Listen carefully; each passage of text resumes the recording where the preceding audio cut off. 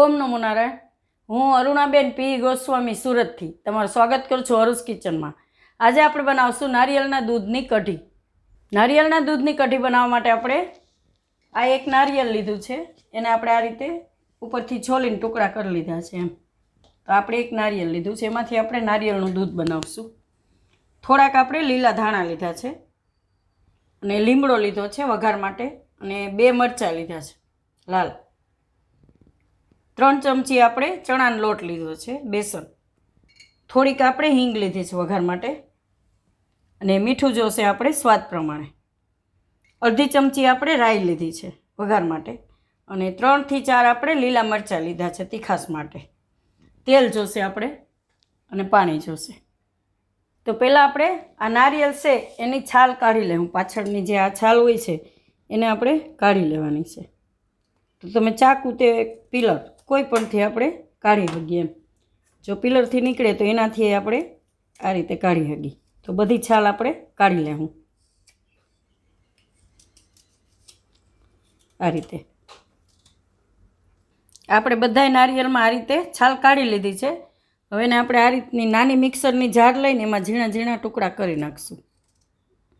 કેમ કે આપણે છાલ કાઢીએ ને તો એકદમ સરસ પીસાઈ જાય છે. છાલ બહુ કઠણ હોય એટલે વાર લાગે. એટલે આને આપણે આ રીતે આપણે નાના નાના ટુકડા કરી અને આમાં પીસી લેવું. પહેલાં જરૂર પડે તો થોડુંક પાણી નાખીને એમ.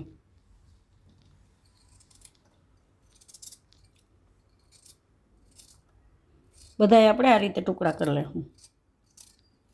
પાતળા કરીએ એમ જલ્દી પીસાઈ જાય. આ રીતે બધાયના ટુકડા કરી લેવું. નારિયેળને આપણે આ રીતે ટુકડા કરી લીધા છે. હવે આને આપણે પીસી લેવું થોડુંક પાણી નાખીને આ રીતે. તો આમાં આપણે નાની જારમાં પીસીએ એટલે જલ્દી પીસાઈ જાય. આપણે નારિયેળને પીસી લીધું છે આ રીતે. એકદમ સરસ ઝીણું થઈ જાય છે. તો હવે આપણે આને મિક્સરની મોટી જારમાં નાખી દઈએ.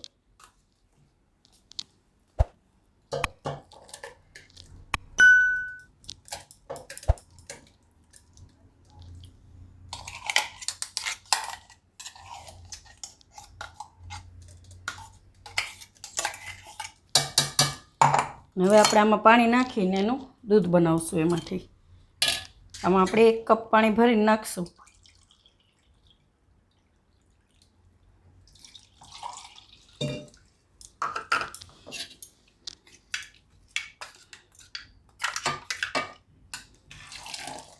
આ રીતે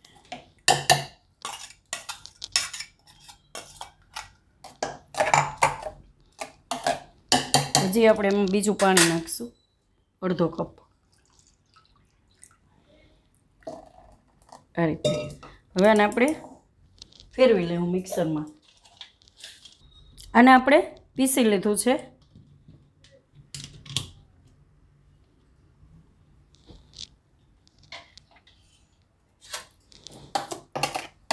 આ રીતનું. હવે આને આપણે ગાળી લેવું. આ રીતે આપણે હોય એ રીતની તપેલી લઈને આ રીતે જારી રાખી ને પછી કોટનનું કોઈ કપડું રાખી દેવાનું આ રીતે. આમાં આપણે હવે ગાળી લેવું.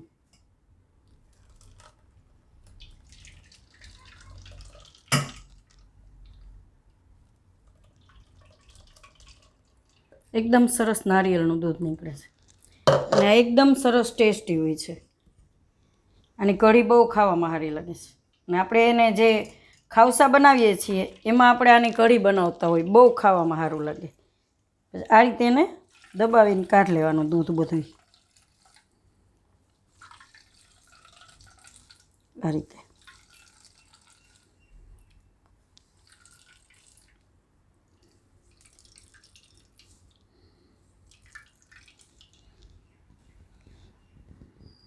આને આપણે પાછું આમાં નાખી દેવું, અને હજી એકવાર પાણી નાખીને ફેરવી લેવું.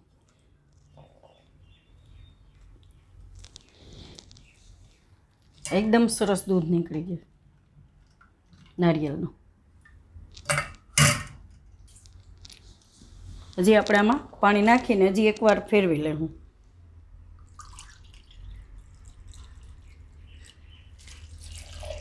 આ રીતે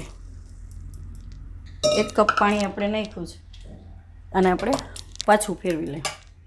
જરૂર પડે તો પાણી બીજું નાખવાનું એમ. અને આપણે પાછું આ રીતે ફેરવી લીધું છે.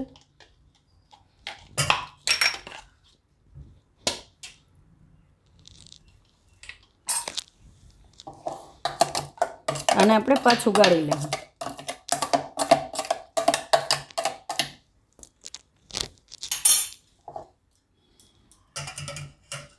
આમાં જ આપણે ગાળી લેવું.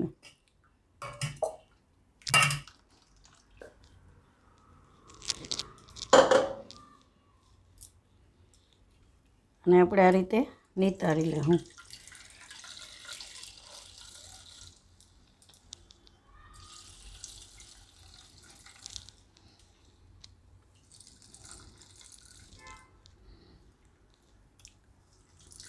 આપણે ઝીણું ઝીણું સુધાર્યું એટલે 2 વારમાં જ આપણે એકદમ સરસ દૂધ બધું નીકળી જાય છે. આ છે નારિયેળ. આની આપણે નારિયેળની ચટણી બનાવી શકીએ. આપણે ચટણીમાં વાપરી શકીએ. આપણે નારિયેળનું દૂધ તૈયાર થઈ ગયું છે. હવે આપણે આમાંથી કઢી બનાવશું.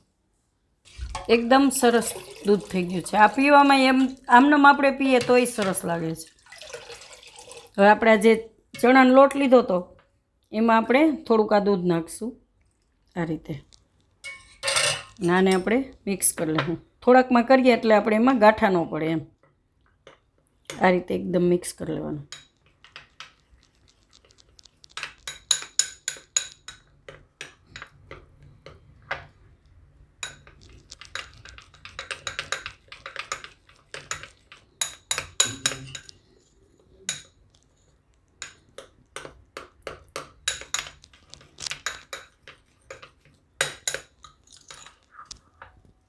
એકદમ આપણે આ રીતે મિક્સ કરી લેવાનું.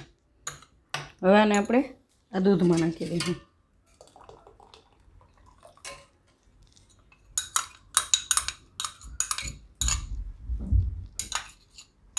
હવે આને આપણે દૂધમાં આ રીતે મિક્સ કરી લઈશું. જે રીતે કઢીમાં આપણે મિક્સ કરીએ એ જ રીતે.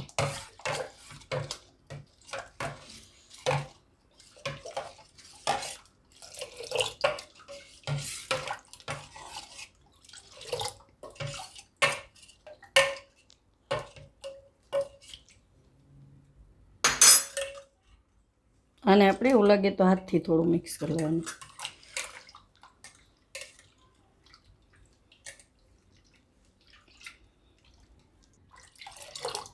હવે આપણે આમાં મીઠું નાખી દેવું થોડુંક સ્વાદ પ્રમાણે. ને મરચાં નાખી દેવું. ને લીમડો નાખીશું. થોડોક વઘારમાં નાખીશું. થોડોક આપણે આમાં નાખીશું.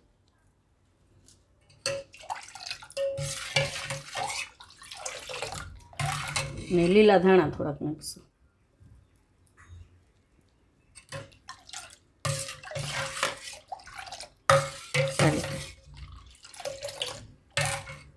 હવે આપણે આને ગેસ ઉપર ઉકાળી લેવું.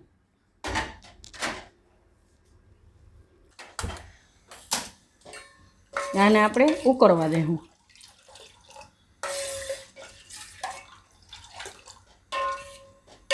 વચ્ચે વચ્ચે આપણે હલાવતા રહેવું.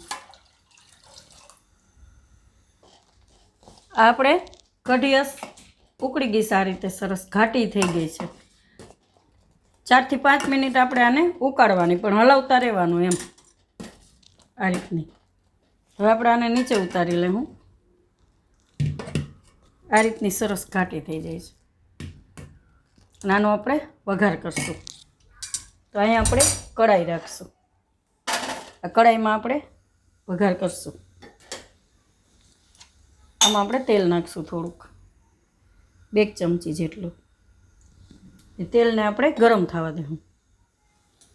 તેલ આપણું ગરમ થઈ ગયું છે તો એમાં આપણે પહેલાં રાઈ નાખશું. રાઈને આપણે ફૂટવા દેવું.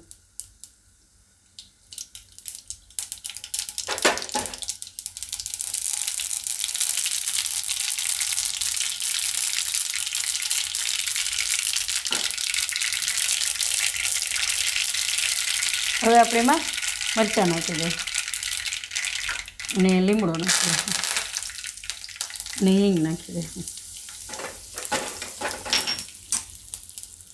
હવે આપણે આ કઢી છે એ આમાં નાખી દઈશું વઘારમાં.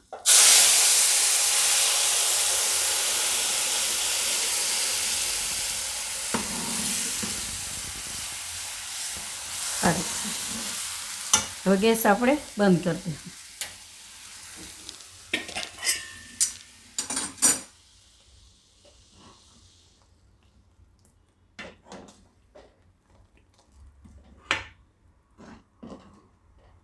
એકદમ ખાવામાં ટેસ્ટી થાય છે.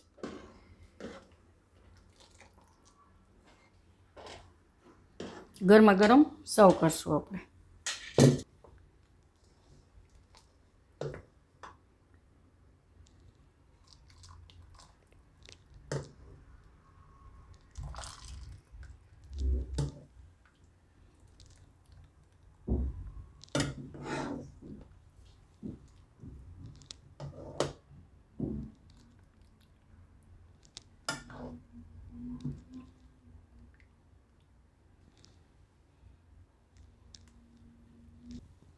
ઉપર થોડાક લીલા ધાણા નાખશું.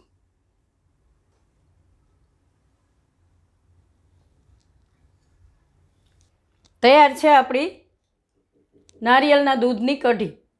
જો તમને મારી આ રેસીપી પસંદ આવી હોય તો એને લાઈક કરજો, શેર કરજો અને મારી ચેનલને સબસ્ક્રાઈબ કરજો અને બેલ આઇકન દબાવવાનું ના ભૂલતા. કમેન્ટ કરીને કહેજો કે તમને કેવી લાગી આ નારિયેળના દૂધની કઢી.